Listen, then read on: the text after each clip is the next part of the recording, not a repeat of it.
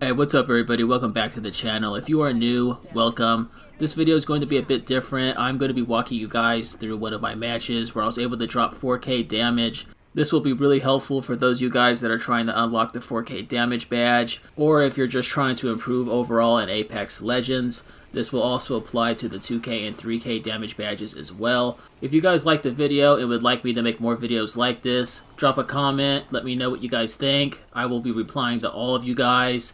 Now let's go and get right into the action. So my squad decided to land here at the Barometer POI. This POI can definitely be very hot depending on where the dropship starts. It turns out that it looks like there's only 1 or 2 squads that landed near us, so as soon as I got done looting, I decided to make my way towards the area that the other squads landed at. So I see an enemy and immediately begin fighting. I always make sure to take advantage of cover, to never overextend my hitbox when I'm not able to engage. There's a Mad Maggie right now that begins running at me, so I beam her with the Havoc. I was able to immediately take advantage of this situation because the Mad Maggie made a poor decision by overextending herself and completely exposing her hitbox as she aggressively decided to push me. So since I got the knock, I feel more confident and I'm able to push in. Mad Maggie has been destroyed. I know that there are more enemies in front of me. I decide to go and take advantage of this piece of cover in front of me. As soon as I take some gunfire, I go back, hop back on, and begin shooting once that Horizon exposes her hitbox.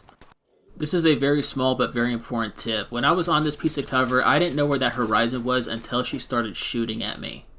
What most people would do when they're getting shot at is they would start looking in that general direction, find the enemy, and start firing back. It was very important for me to dip down from that piece of cover before hopping back on, knowing that she would have less bullets in her magazine. This helped me avoid taking extra unnecessary damage. So there's another enemy player that just took this zip line. They don't know where I'm at, so I want to use the element of surprise. I see the enemy running by, do some damage, try to get the knock. Unfortunately, this enemy used their abilities right away and was able to escape death from Caustic.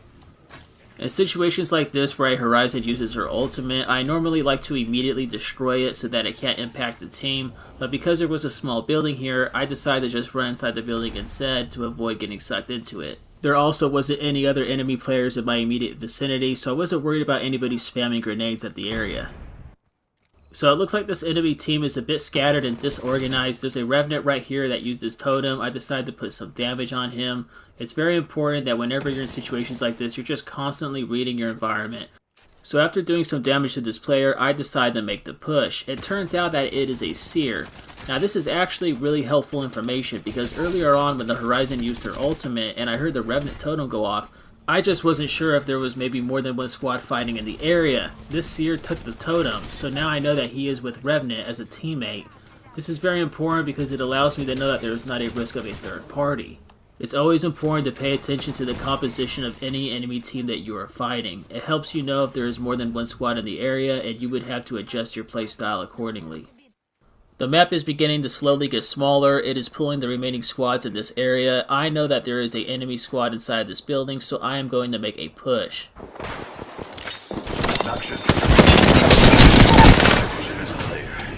After getting a knock and taking a lot of damage, I immediately begin popping a battery. I now know that it is a 2v2 situation, but they are very aggressive and I don't want to overextend myself by pushing into their space unless I know that I inflicted more damage. My main focus in this situation is to immediately control this space and this part of the building.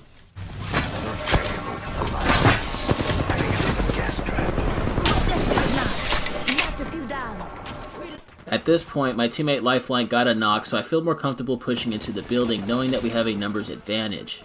Subject.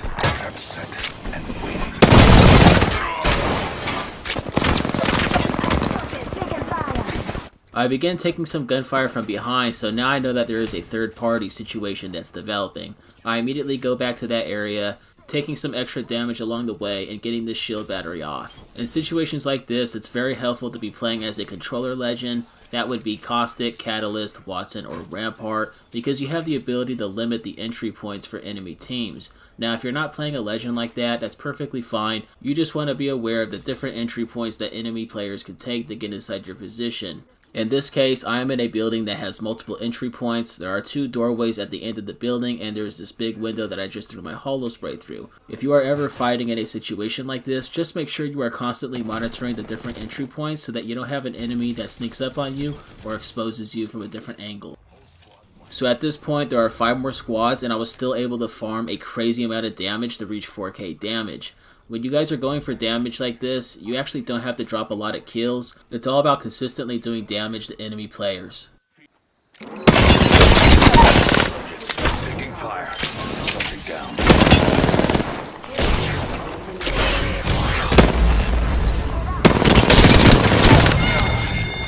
Reloaded. That kill signaled the end of that entire squad.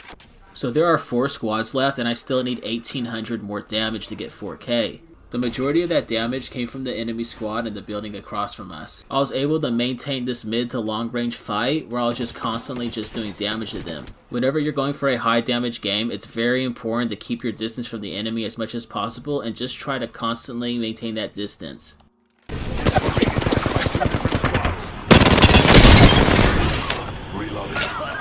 I am slowly making my way towards 3K damage by continuing to maintain my distance from this other squad. One good weapon that you guys could use when trying to go for high damage games is actually the Nemesis rifle. It does a crazy amount of damage, and it's actually really good for all sorts of different ranges. My vision is taking fire. My vision is clear.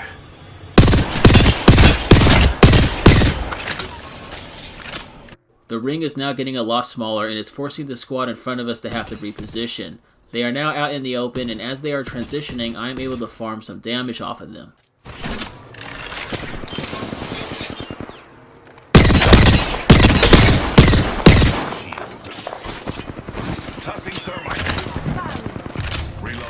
As the enemy team transitioned, the Loba ended up getting separated, and I was able to thirst her. And who wouldn't want to thirst a Loba anyway? Eventually, me and Lifeline are able to eliminate Loba, and this puts us in a really big advantage because now that squad no longer has 3 teammates, but now only 2. I begin to notice that I'm running out of energy ammo, and unfortunately I can't find any energy ammo in my area, so I end up swapping it for a rampage. I'm spotted. Taking fire. Just a scrape. 1 second. The ring is getting a lot smaller, so I decide to get a head start at pushing at this squad. Trap set. Wait.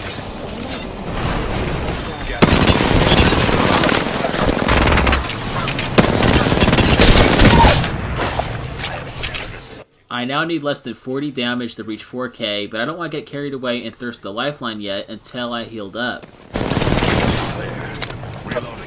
I wasn't able to get extra damage on the Lifeline because Octane ends up getting killed by my teammate, but I was getting damage on her from the gas ticking. Whole squad knocked. Good. Only 1 squad. So I only need 4 more damage to reach 4K, and it turns out that the last squad is actually a solo Wraith that was hiding right here. I hope this video helps you guys understand my thought process when I was playing this match. Thank you so much for watching, and I will catch you guys on the next one.